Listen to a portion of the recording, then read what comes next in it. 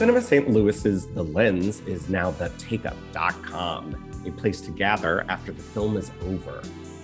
I'm your host, Joshua Ray, and fear not, all your favorite episodes of The Lens featuring all your favorite guests are still here in your feed, just a little refocused.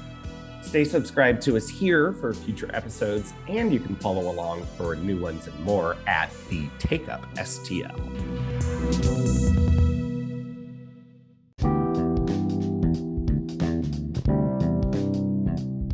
Thank you for joining us on The Lens, a Cinema St. Louis podcast.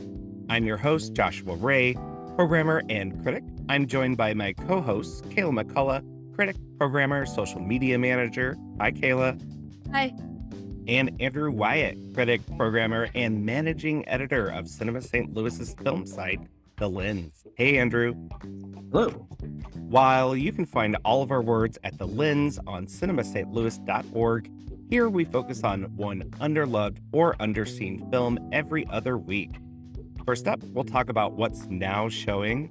Then we'll focus on Bound, Kayla's pick for our Queer 90s series. Then, in the rules of the game, we're gonna quiz each other on the Wachowskis. Finally, we'll have just one more thing.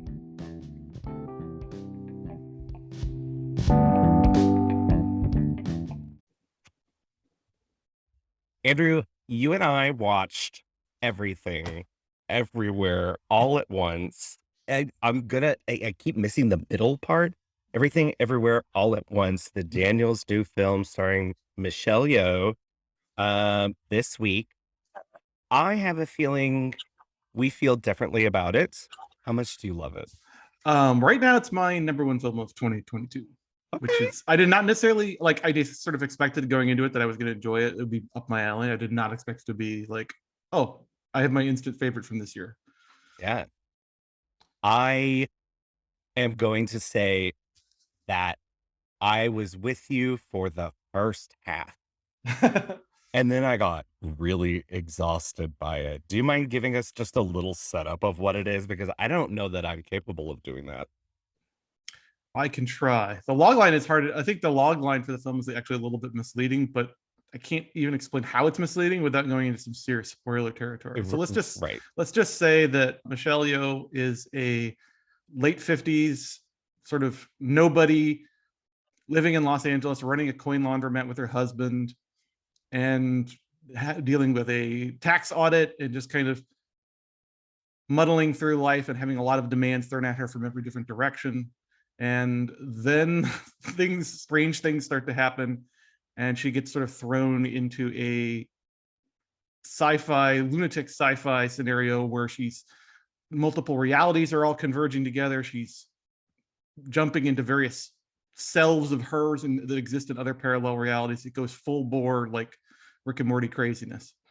The film, I think it's fair to say that the film formally is full bore craziness too. And in your initial setup, that's how you would set it up. But the filmmaking from second one is so incredibly kinetic, and you're in this feeling of being pressurized by, culture, family, trying to just get a paycheck, everything, everywhere, all at once. You feel it in the filmmaking. And they're the Daniels are the team who made Swiss Army Man. I guess if anyone's familiar with it, if they haven't seen it, they've heard of it because it's the farting Daniel Radcliffe corpse movie. Yeah. Right. But that kineticism is carried on throughout, and they blend several filmmaking modes. I think by the time you're kind of fully aware of what the character's going through, I started to drift out of it, whereas I was fully in it before that.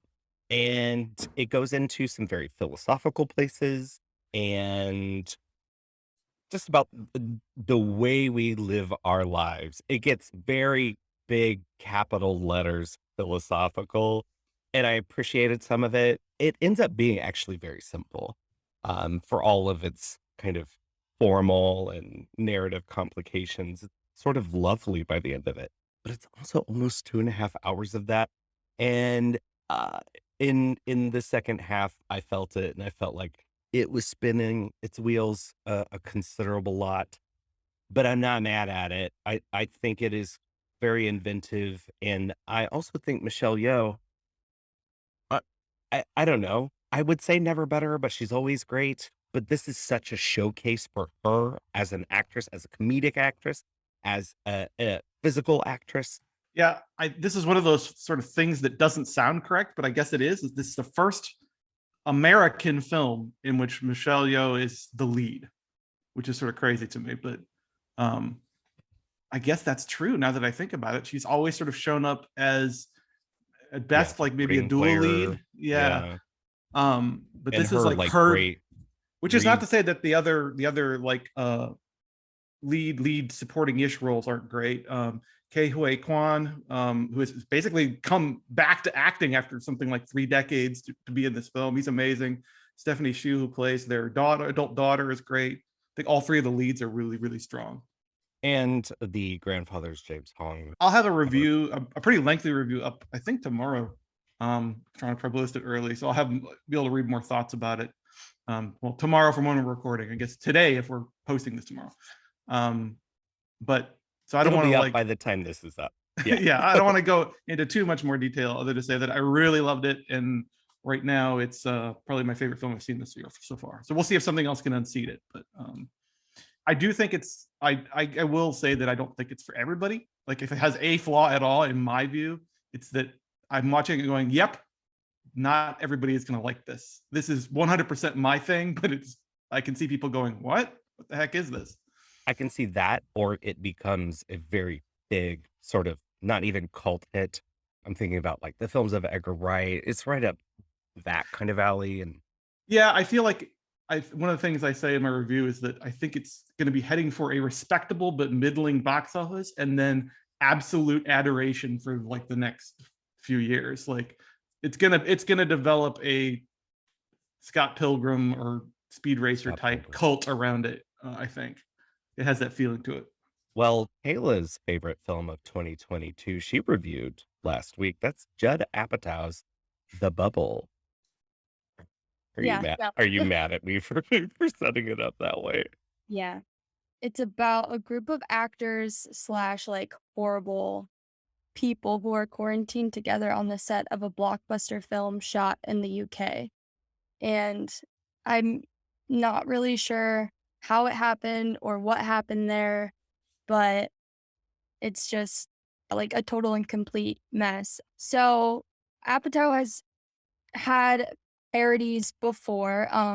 He wrote Walk Hard. Yeah. Uh, so, but it's just not it. Not funny, just not really much of anything. Like, there's not a lot to talk about just because it's just so bland and But boring. It's way too long. your review is the first review I'd actually read of it, and then I went out and read some other critics, and like everybody seemed to echo what you zeroed it on quickly, which is that like the COVID humor in it Yeah, is really hackneyed and basic. right. Yeah. And I mean, I guess it had promise conceptually, um, but it's just not successful on that promise. I was excited to see this, but just like within the first like probably 20 minutes, I was like, no, this isn't it. This isn't good. That's very disappointing.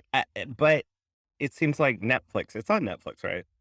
Mhm. They Yeah. must be aware of how bad it is because your review is the first time I've heard of this movie.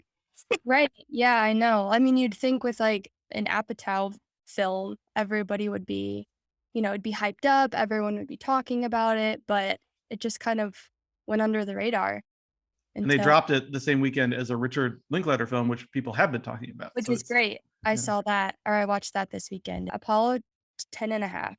It's really, really, really cute. It is about a young kid growing up in Texas in the late 60s, and he lives in Houston, where NASA is like headquartered. Mm, And it's basically just like his memories being played out leading up to the Apollo 11 moon landing. very cute. So it's like and it's rotoscope too, right? Like Waking Life and Scanner Darkly. Am I wrong Mm, there? Okay. So it's like Boyhood plus those plus space. pretty Essentially. much, yeah. All right, I'm gonna have to check that out. One I did get to see is Rock Bottom Riser. It's an experimental documentary, we should just call it nonfiction filmmaking, about Hawaii and about the battle between man and earth and science and observation and colonialism. It's about a lot of things, but it is like this post-punk collage of the earth. Andrew, we talked about a few episodes, Fire of Love, that we Mm. saw at True False, and how incredible seeing like magma flowing and exploding was, and especially on film grain, film stock. This movie is like that, but you're on drugs, and it's just that. I shouldn't say that it's just that. It encompasses all the topics that I'm talking about, colliding them together, and it's big galaxy brain, and it's really well made and engrossing. The indigenous people of Hawaii are also subjects, but also the time and space continuum is a subject. I don't know if I'm selling this thing, but it is incredibly gorgeous, and it does have like it is so inventive that there's a Simon and Garfunkel music video in the middle of it. Whoa. And I'm gonna say that I saw it on a screener, and I am really mad that that's the first way that I saw it because Webster Film Series is playing it on 35 millimeter, and the film was made on film. So seeing it on its real format on a big screen, I would say that is highly advisable. But that's a rock bottom racer. And then Andrew, you had a new horror film that you liked. But what was it called? Mommy, I'm Not Your Mommy. You Are Not My Mother. This is an Irish horror film. I believe it's available pretty widely on to rent pretty much anywhere right now. Small film, first feature, I believe, from director Kate Dolan. One of these sort of domestic, small scale domestic indie horror films that's sort of popular right now, mainly about a teenage girl and her mother who has some mental health issues and her physically disabled grandmother all sort of living together in the same public housing, like council house. And mom disappears for a few days and then comes back different. So it's in that doppelganger slash pod person sort of subgenre of horror where somebody comes back wrong and something they're very clearly not themselves anymore. I don't want to spoil the film, but I think it's like pretty obvious from the jump that what this film is doing is a genre that's popular right now, I feel like, in horror film, which is take a mythical or folklore creature and reimagine it in a modern context and see how it would look and sort of approach it from a magical realist standpoint. So but it is horror. It is full horror. There's some really grotesque practical effects in it, but a lot of it is sort of rooted in that idea of your parent not necessarily being the person you think they are, or going through a personality change and so forth. It's just really effective. I thought it was sort of good, and then more I sat with it, the more I realized just how strong it is.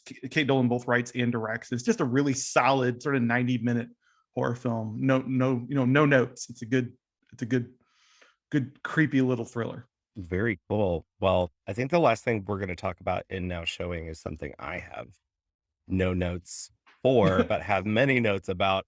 It's a Pitchapong Weerasethakul's latest film, Memoria, is finally coming to St. Louis. Well, again, because we played it at SLIF, but it is now touring nationally. As we've discussed on this podcast, it seemed to stall there for a minute, but now it is going to be opening at the High Point on April 8th. It'll also be playing this summer at the Arcaden, the outdoor theater, for one night only. So that is definitely a different experience. Tilda Swinton has a condition in which she hears a boom in her head.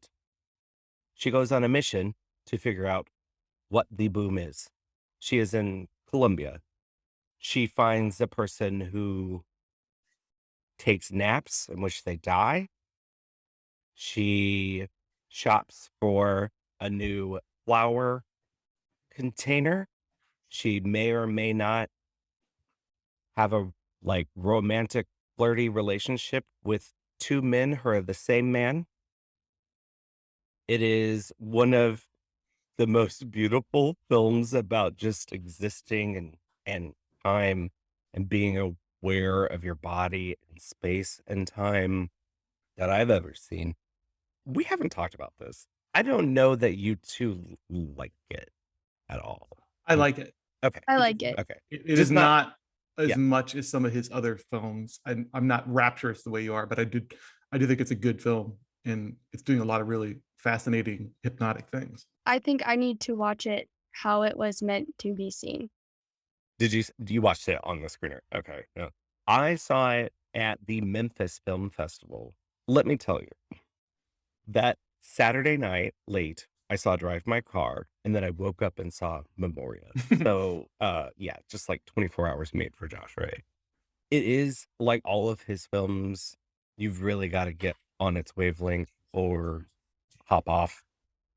Um, I saw it with a friend who is not accustomed to his films or filmmaking, and he was just itching to go. Especially when, there's 10 minutes where Tilda Swinton is just like staring at a stream.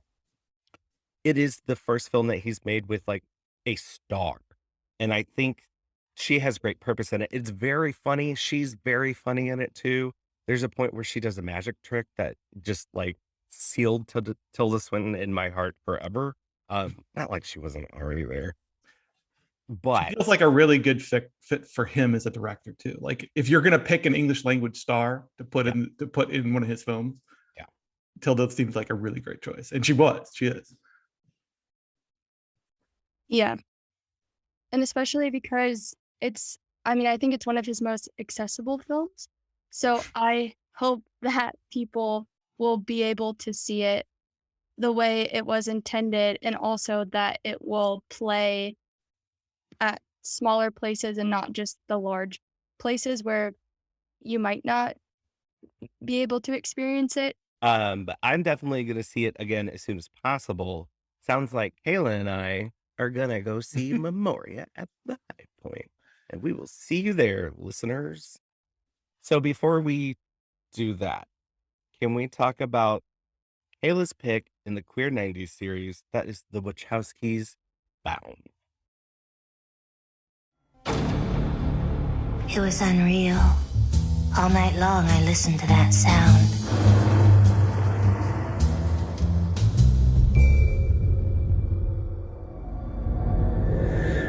Trust me. I had this image of you inside of me. Like a part of me. You're asking me to help you fuck over the mob. Violet, these people are serious. Every episode, we focus on one underloved or underseen film. We do it in mini-series. This mini-series, we are saluting the Queer 90s in conjunction with QFest St. Louis, which is April 29th through May 5th at the Galleria 6 Cinemas, along with some other events throughout April, including at the Webster Film Series. QFest is co-presenting 2 Simon Ling restorations as Vive l'Amour on April 12th, and then Goodbye Dragon in April 17th. That's just a good week of movies at Webster. Rock Bottom Risers playing it on April 15th and 16th on 35 millimeters. And then on April 22nd and 23rd, Opera Theater St. Louis is doing their Harvey Milk Film Festival. And I will be there introducing The Times of Harvey Milk, the incredible classic documentary, and Gus Van Sant's Milk, the Academy Award-winning film starring Sean Penn. And then we've got a QFest party. We're going to be talking about this for the next month or so. So I will move on and ask Kayla why she picked the Wachowskis' Bound, other than it's incredible. Well, like The Living End, it's very noirish. Yeah. It's tense, like He Ran All the Way. And I believe that the Wachowski sisters are one of the only LGBTQ plus filmmakers to consistently receive such enormous franchises and money. And I don't know what other LGBTQ plus filmmakers have had that same opportunity, like multiple times in a row. They wear their heart on their sleeves. They're very hopeful. They take risks and they don't play it safe. On top of that, it is also a seminal film for queer filmmaking and queer film stories at the time, because Jennifer Tilly plays Violet and Gina Gershon plays Corky, and they are like relationship goals. Wait, am I a Corky or a Violet? Who knows? Probably a Violet. I'm probably a Violet. We're probably all Violets. Oh, Yeah. thanks. The three of us are Violets. And what's Probably. wrong with- Violet saves the day. And also, spoiler warning, we're gonna talk about Bound, and this is a spoilerific film. Twists and turns abound. Ooh, abound. Okay. And I'm Well, let me see here though. Corky can do plumbing. I can do a little bit of plumbing. Corky can do painting. I can do a little bit of painting, but that's about it. Yeah. So yeah, probably Violet. so we're all Violets. Well, it's all good that none of us are Caesars. Yeah. Which is Joe Pantoliano. Anyway, I watched it again probably about 6 months ago, and it was perfectly fine to watch it again because it is such a pleasurable and sensual and not even that it's filled with really hot sex in it. Just the filmmaking itself is very sensual and So tense. Like, it's so tense.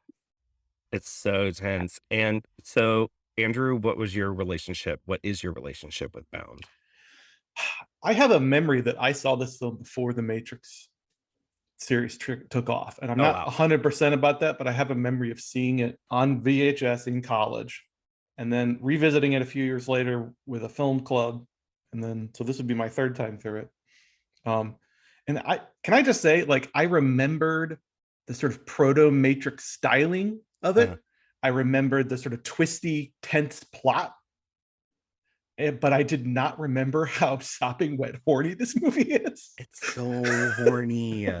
It's so horny in the best way imaginable. And we can talk about its sort of symbols. And like, this is a film that starts on an extreme close-up of a light pole in a closet that looks like a sex toy. And throughout has allusions, and it's even called Bound, like has allusions to sadomasochism, role playing. And even though it's not as sort of explicit as what I'm saying, it is very much about the sexual lives of these women, even to the extent that it is very much about bodies, the way bodies move, the way bodies break, the way bodies intermingle. It is horny as a concept, this film. So I watched it for this recording, rewatched it with a commentary on.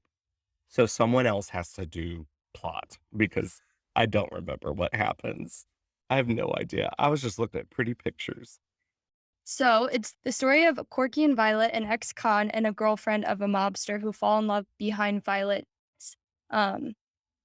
mobster boyfriend. Yeah, like His name is Caesar.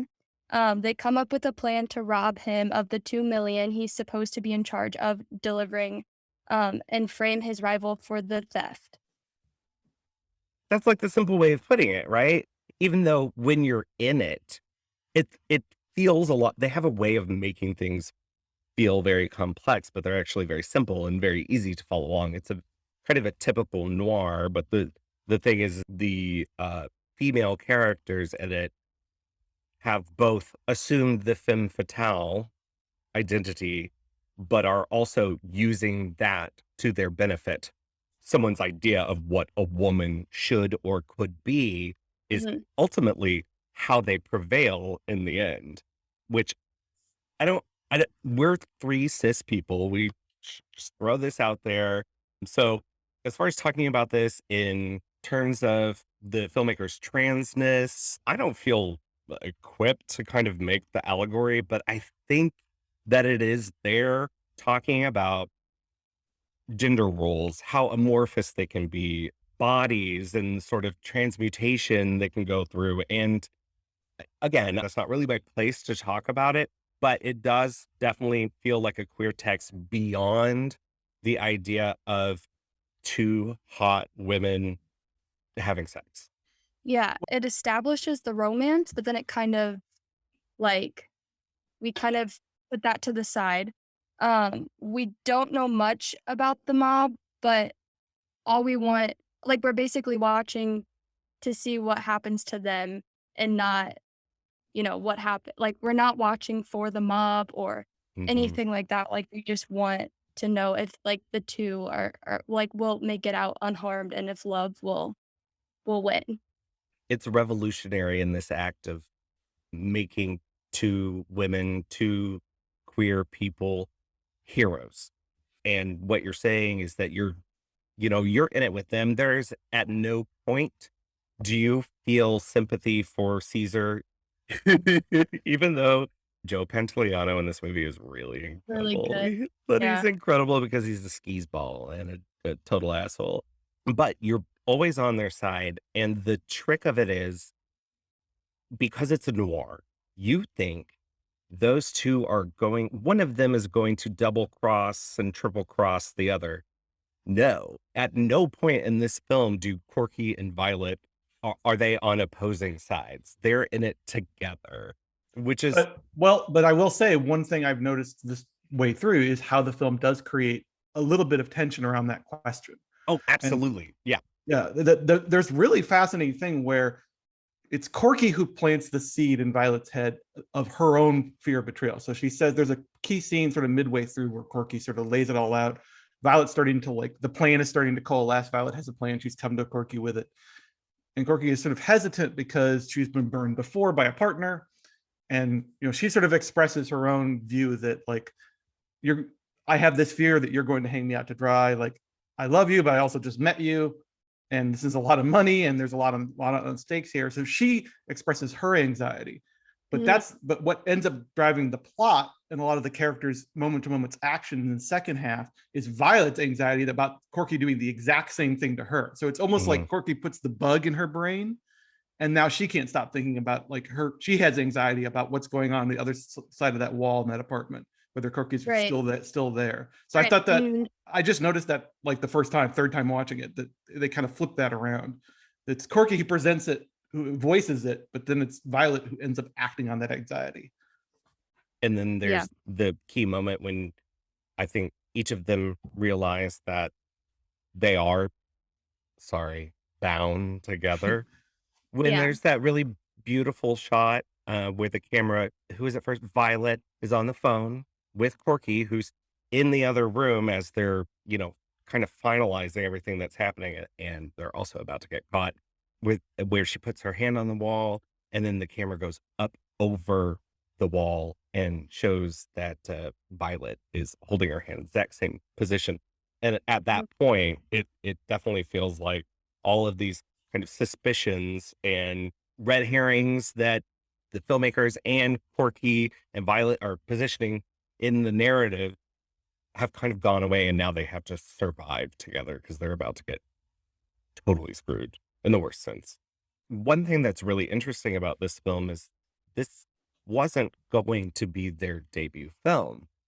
They had signed a deal with Warner Brothers to a two-picture screenplay deal, and the first of which is the film Assassins, with that's where we get the gif of Antonio Banderas in front of the computer, and that's where, Its most significant cultural contribution. that's its only, right? And that Julianne Moore is in it. Someone Yeah. else is in it. Look, I don't know anything about Assassins, except that they wrote it. And then they brought to Joel Silver, who was an exec at Warner Brothers, one of the great kind of producers of 80s, 90s, and the aughts in Hollywood. And they brought The Matrix to him. And no one could make head or tail of it. but they thought this seems cool. I don't know that we should invest in these filmmakers. So can y'all go make a film and prove to us that you can do it? So Bound is the film that they made independently from independent financing.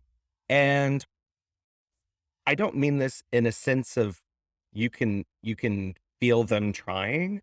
I mean this in a sense of everything is on the fucking line for these two women, and you feel it in the filmmaking in that every single choice in a limited budget. This is a film that's mostly like 2 rooms and goes outside a couple of times.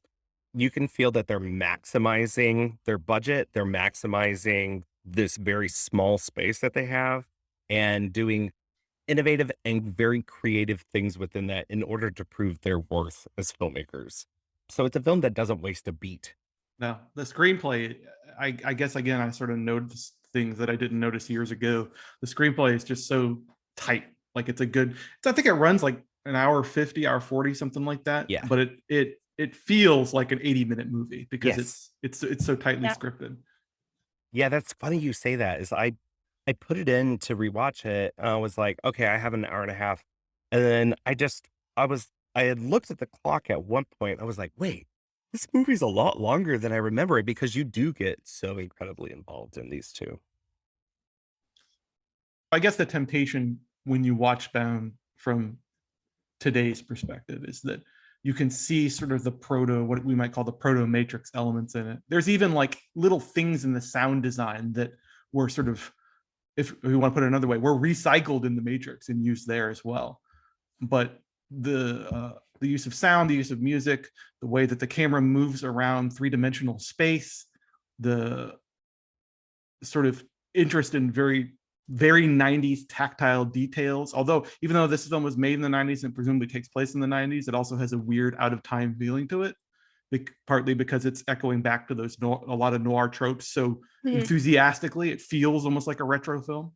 But yeah, you can see a lot of that. I mean, I think from the very first shot, which is sort of this very showy camera moving through a woman's walk-in closet where we see Corky's been tied up. This is sort of a flashback, flash forward film where we come in media res and then immediately flash back to figure out how we got there.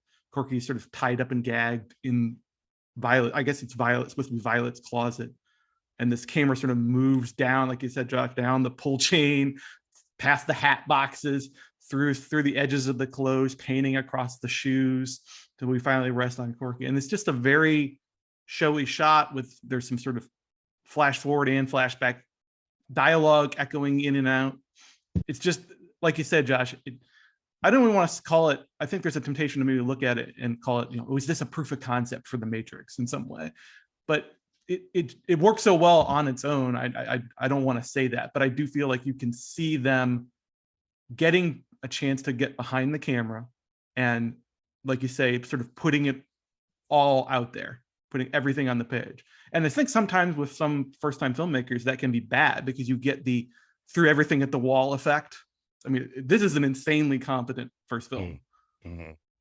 Yeah, the confidence is astounding. And that the confidence of building a 30-foot tall closet for your opening shot. They built that. It's actually 30 feet tall. And to know exactly what sort of lens you would need to film to get the scope of vision for, the kind of perspective that you want, and to understand that early. So your very first film, it's truly a marvel.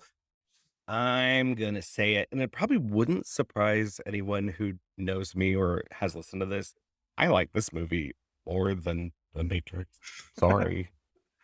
Sorry. Do I have to apologize for that, Kayla? No. Yeah, I don't think so. Good. I'm not going to. I take back all my sorries. Even though Jennifer Tilly had an Academy Award nomination, these are two actresses who are sort of regarded as actresses who you would get for either bit parts in big films, Or or what? or like moms. Right.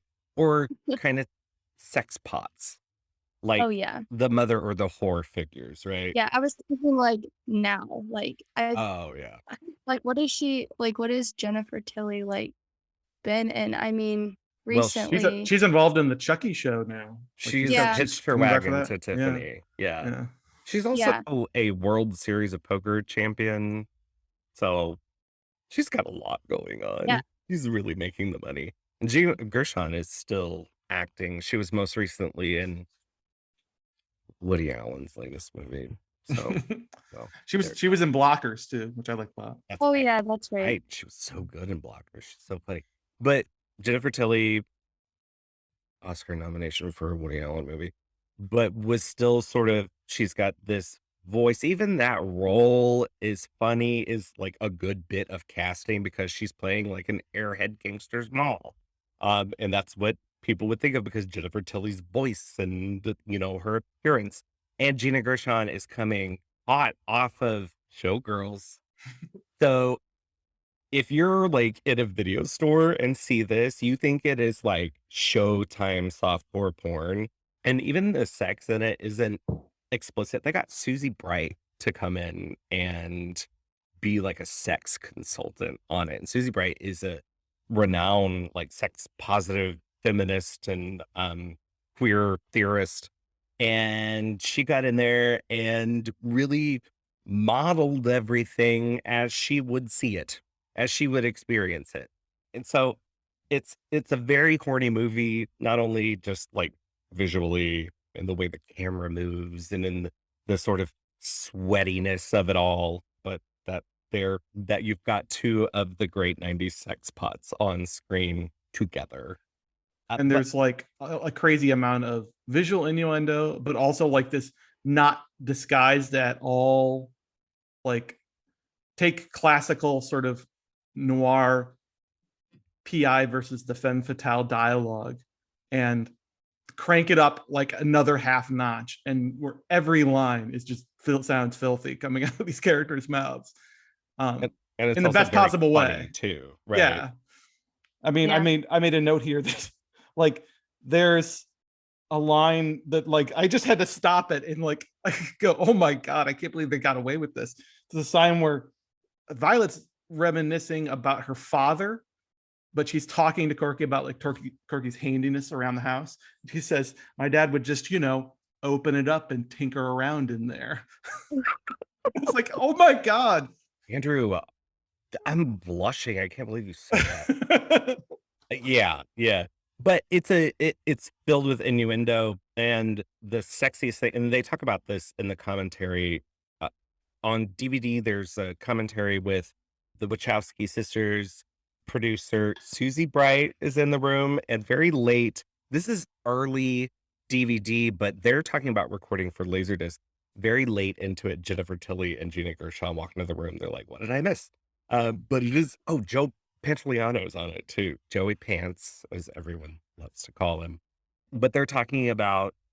Wait, what was I talking about?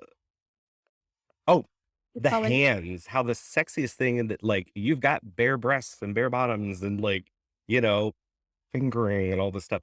The sexiest thing is the hands, which is how you transfer energy from one person to another, or how you are able to connect with one person or another.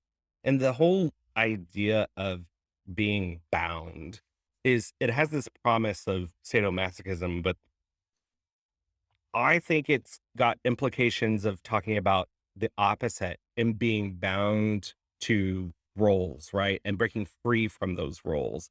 And there is a literal moment where these two are tied together with rope, but the way they find their freedom ultimately is by playing with what's expected of them, understanding what's expected of them and subverting that. And I think that is just key to the film's innate queerness. Even if, you know, we never knew anything personal about these two filmmakers. At the time, we didn't know that these were two trans women, but even if you didn't know it, it's beyond its depiction of, you know, a female on female sex. I mean, there's all kinds of interesting things going on in terms of like gender signifiers and how they are used or subverted. a lot of the plot energy is driven by like typical head-on-hand masculine rivalry between Caesar and like the mob boss's son. Who does I forget? Chris Maloney. Chris Maloney. Who is he playing? What's the character's name? Johnny. There's like, and there's something interesting there too about how like these women's plan to get out is being complicated and screwed up by this dumb male rivalry that isn't really about anything. It's about two mobsters who like have disliked each other from the jump, and their rivalry is sort of boiling over. And the one thing that sets the plot in motion, or at least enables them to do this plot behind them, is Caesar walks into Violet's apartment when Caesar and Violet, what's her name? Corky and Violet are like making out hardcore on the couch. Caesar pops in, they separate, and Corky pops up. But Caesar, when he comes in, goes batshit crazy when he sees Gina Gershon's back. You know, she's wearing the tank top and the jeans and everything. Goes batshit crazy until she turns around and it's a woman. And he says, "Oh, never mind. I shouldn't be worried about this woman at all." Right. And then that goes back to what you were saying about the idea of being bound to roles and how you can, that is both like imprisoning, but also you can use that to your advantage sometimes to hide in plain sight. People expect certain things or don't expect certain things of you. So that right there keys us in on like that very early scene of him mistaking Corky for a man in low light is, you know, it's Gina Gershon. She doesn't look anything like a man, but it's a signal to both Caesar's obliviousness and the theme, the idea of you can use the limitations that are forced on you to your advantage to turn it around and turn it into a smoke screen or a cover for something that you're doing. Or even to become yourself. They're filmmakers who are about, you know, identity, transformation of identity, the agony and the ecstasy of it.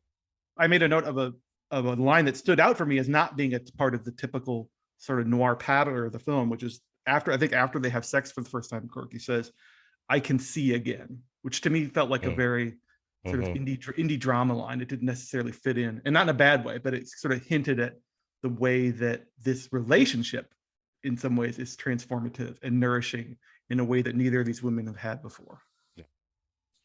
Like even at the end with Violet playing the like really upset, almost like widow, because she doesn't know, she doesn't know what happened to him.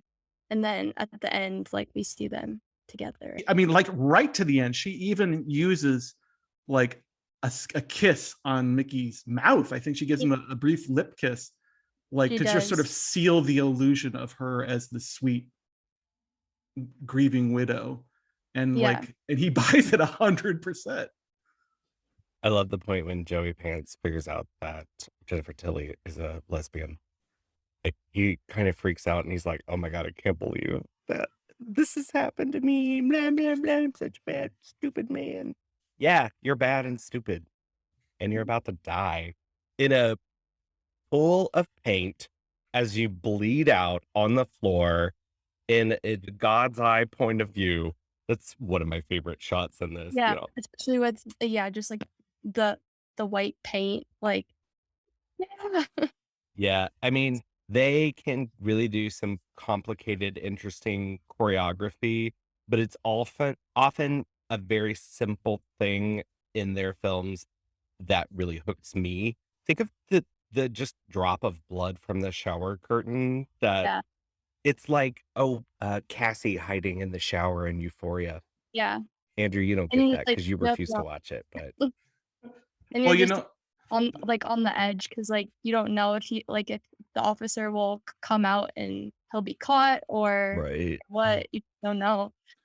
The 90s was like this golden age for this certain type of like crime indie picture. Yeah. Like I also was thinking a lot about Shallow Grave when I was watching this. Like, and then just like incredible tension is like if the first half of the film is defined by horniness, the second half of the film is defined by this like white knuckle oh my God, are they going to get out of this or not tension. Which sounds like horniness to me. I don't know. Yeah, well, it's a different kind of tension. And The Last Seduction, John Dahl's The Last Seduction, Red Rock West by John Dahl. Like the neo-noir was peak. And I don't know, did it end with this? I think Christopher Nolan dips into it, but his films are the opposite of sexy. Something like Memento. I think this might be the peak of all of it. And it's just, if you haven't seen it and you're a fan of the filmmakers, you owe it to them and to yourself to go back and watch it. It's streaming on Showtime if you have a subscription right now, but it's also available to rent on all major platforms. When Violet shoots Caesar and he falls into the white paint, and then we see that, and it's just like, so I don't know, like you're just so proud of them and of her and them, and then you can see it like all just contained in that one area. You're right. It's all their work. Oh my God, Yeah. Kayla, you have give me goosebumps. It's all their work laid out in one image, and Right. their great success. Everything that they were, trying for or hoping for, it's just all right there. I just want to like reinforce just how, again, the filmmaking here is so confident. The production design to detail in like Caesar's apartment is great, even down to things like the choice of wallpaper and different shots, the art that's on the walls. But it's also in the little details like blocking and character business. There's a moment when the mobsters are beating the crap out of Shelley. I think it is the guy who was stealing, skimming money from the mob, getting his head in a toilet and eventually gets his fingers cut off. But there's a moment where Christopher Meloni's character, Johnny, has been like pummeling him. And then in a wide shot, we see all the sort of mobsters gathered in this cramped bathroom. And he's not the focus of the action, but I really appreciated the little moment where Meloni walks over to the sink, where we realize he has taken off all his rings before he started wailing on this guy, and he methodically puts them back on. And it isn't emphasized, it isn't even shown. It's like wide shot, so if you're not paying attention, you can't see it. But that kind of attention to detail in like blocking and direction is it speaks to the Wachowski skill, like right out of the gate. They knew exactly what they were doing. It's a great character detail. Like he would do that because he cares a lot about his appearance and his jewelry, and he knew that it would hurt him if he was trying to punch somebody with those rings on. So like that's the kind of thing I love when you can tell a director is paying that level of detail to everything that they're putting on screen. My favorite small bit is they adopt the whole Kieslowski's Red thing where you see the telecommunication and follow the wire. You see a telephone call go through a wire and the camera follows along the telephone line, but then follows a knotted loop in it too, and then continues. It's great. Like, y'all didn't have to go so hard, but I'm glad you didn't. All right. Well, it sounds like we're all knotted up and tied up for Bound. Yeah. Okay. So you did I did do it. I did do it. So why don't we go on and let's talk about the Wachowskis a little bit more and the rules of the game.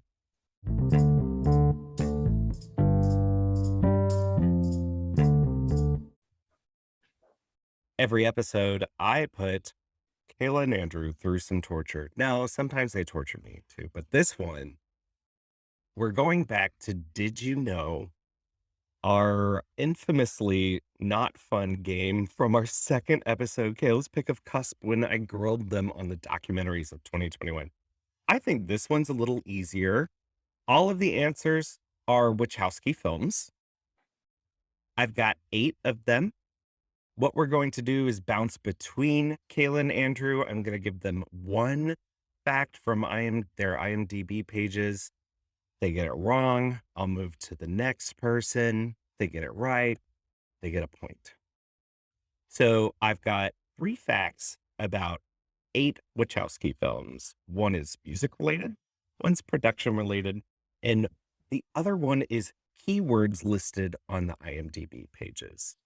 So if I were to say we were playing this about Alfred Hitchcock, one is music related, that Bernard Herrmann did the score. Another is production related, is that it's in black and white.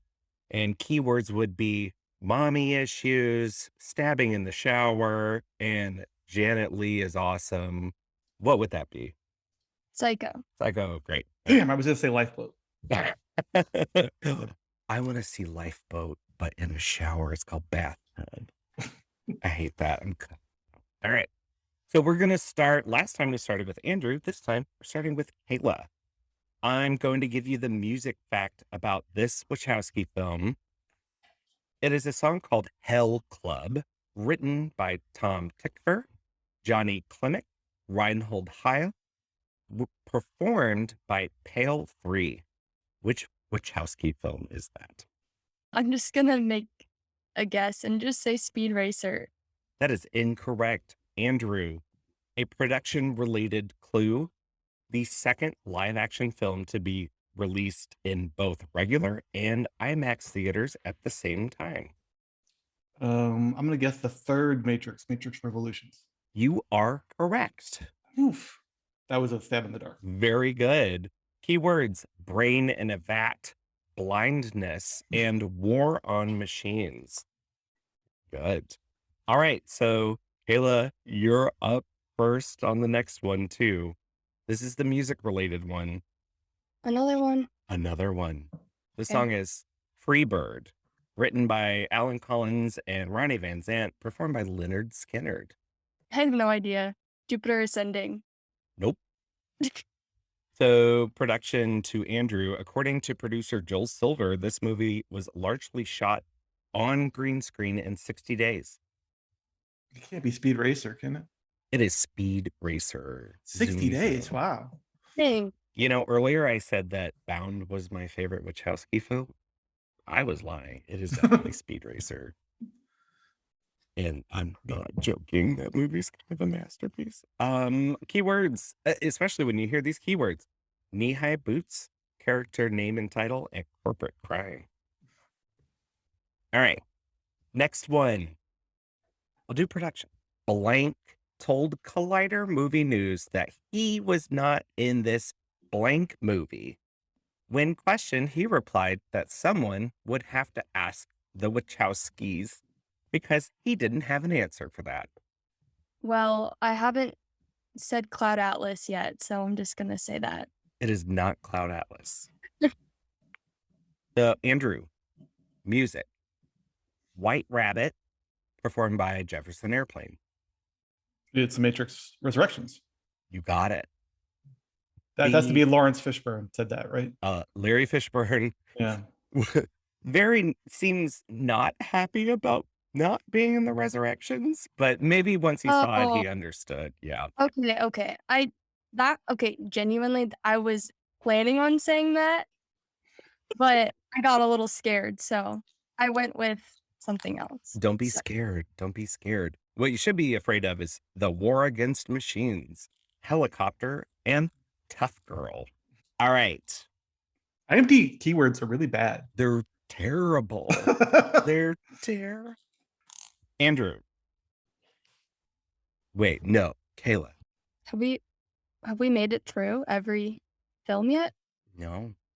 Oh, okay. And they have 9 films. I only have 8. Okay, Kayla. Let's give you keywords. Rebellion, humanity in peril, title spoken by a character. The Matrix Reloaded? Nope. Okay. Andrew, music. Begin the Run from Night of the Lepus.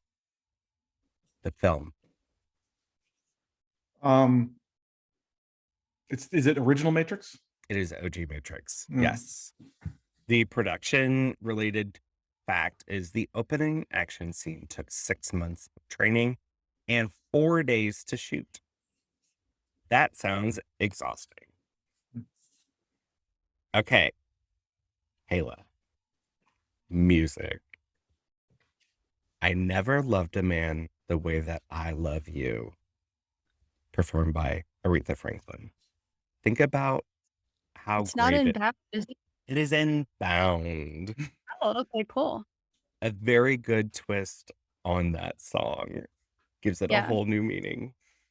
Production was, this is Joey Pants, I was going to say Blank's first leading role in a film. It's also his favorite role.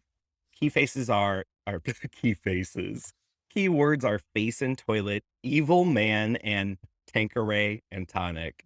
We'll have 2 TNTs.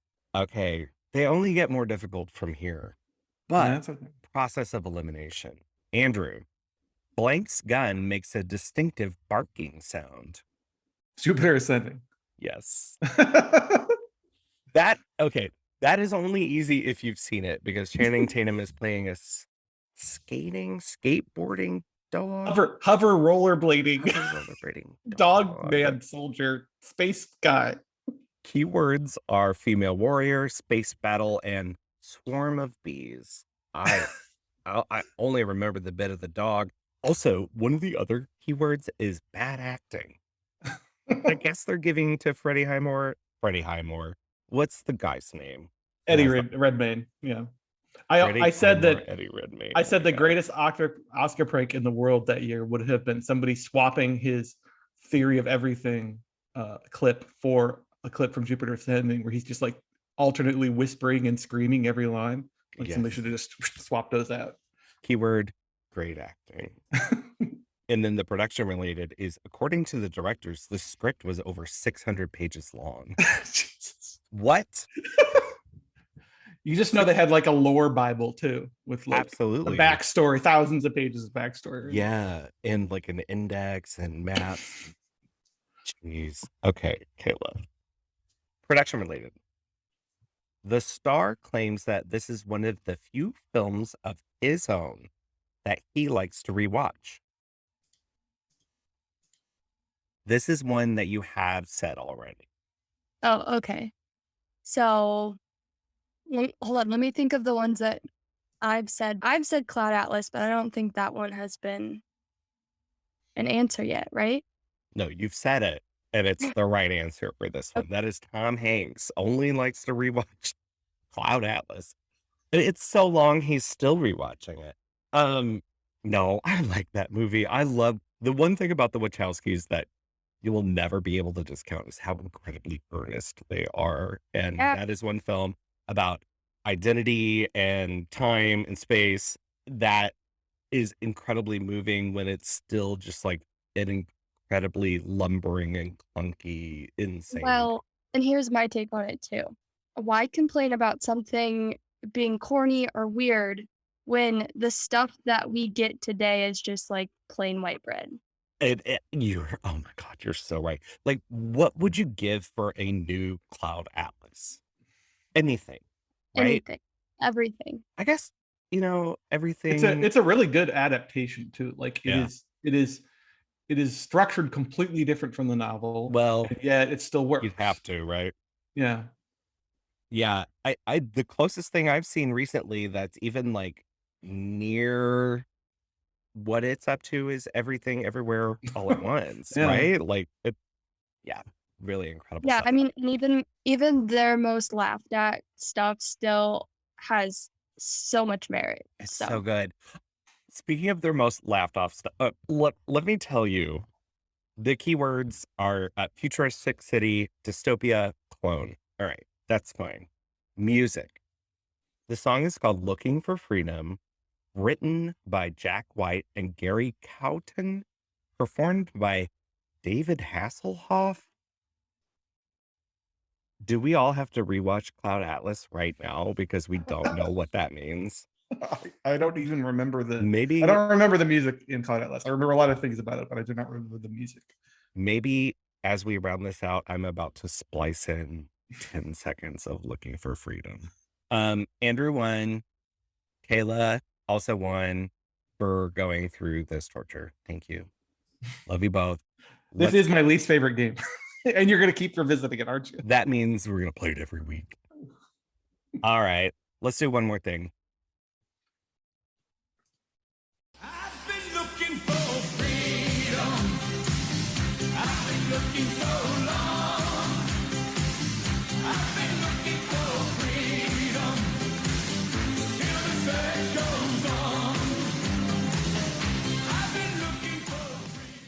Every episode, we round out with one more thing where we tell you one thing that we've been enjoying since our last episode, and we give you our socials. Andrew, let's have you go first. What's one more thing from you, and where can everyone find you? Yeah, right now I'm enjoying a new indie game called Tunic that's available on Steam and Xbox Game Pass and a lot of other places. Produced by a developer, which I think is just one guy, maybe, and some with some support on the music and sound side. It's a 3D isometric top-down Legend of Zelda-esque clone about a cute little fox with a sword and a shield navigating this like fantasy world. It's sort of beautifully designed, great sound, great visuals. A lot of people have been complaining about how hard it is, but the hardness of it is like one of the things I really enjoy so far. It's a game that has no manual, no instructions. You have to figure it out as you play it, like how the mechanics work and so forth. It has some awesome like retro gaming touches. Like there's an in-game manual with garbled non-English words in it that you can piece together in the game, and the pictures kind of give you some vague hints about how to do things. It's just an insanely charming game. I literally bought an Xbox controller for my computer so that I could play this like with old style controls and not play it with a mouse. So that's a big recommendation. Very good, Andrew. And how can people find you? Yeah, I'm at Letterboxd at AWyatt76 and on Twitter at Arachnophiliac. And obviously, you can also read my stuff at The Lens. Heck yeah. Kayla, what about you? I would say probably the new Mario Kart tracks that they released. So they yeah. released 8 new tracks. And I think they're planning on doing like 48 deluxe tracks. So they released the first 8, and it's been really fun since I've been playing the same ones for like 5 or 6 years whenever right? Mario Kart 8. Yeah, so But what are the new tracks? What are they like? there are a lot of like older ones, like from I think there's like one from like a Nintendo 64. There's some new ones, so they're just kind of like old and new mixed together. And when you're not playing that, where can people find you? You can find me on Letterboxd. It's just my name, Kayla McCullough, and yeah. Perfect. And the one thing I've been in just here in the past couple of days, Criterion Channel refreshes every month, and they'll have new little mini festivals or mini marathons, themes.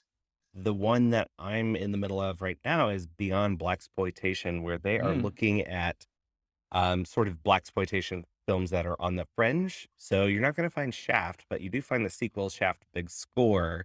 And you're not going to find Superfly, but you'll find films with the actors from Superfly. So while they do have one of the big seminal films, Sweet Sweetback's Badass Song, Melvin Van Peebles, that's a huge Blaxploitation film. In this series, they do have things like Top of the Heap, which if you've never seen is just this really incredible portrait about the pressures of very specific pressures a Black man experiences. And this man also happens to be a policeman who was also an astronaut and goes between 2 women. And it's a very dreamy film, but meaning there are dream sequences in it. It is a wild ride. Another one is JD's Revenge, which is like a genre film. It's a horror film. You know, everyone is talking about these days these sort of social horror films. Well, this is way OG social horror film where a Black man is possessed by the ghost of a Black man who is seeking revenge. Interesting. There's also 2 films by Larry Cohen, a filmmaker I really love, including Original Gangstas from and that's the title. I'm not stylizing it. It's called Original Gangstas with Pam Grier, Jim Brown from 1996. That's the latest one in there. All on CriterionChannel.com or on, whatever stream set box you've got. And I'm Joshua Ray. You can find me at Crispy Retinas on Instagram, Twitter, and Letterboxd. And as Andrew said, you can find all of us at cinemastlouis.org, where you can find all of our pieces at The Lens.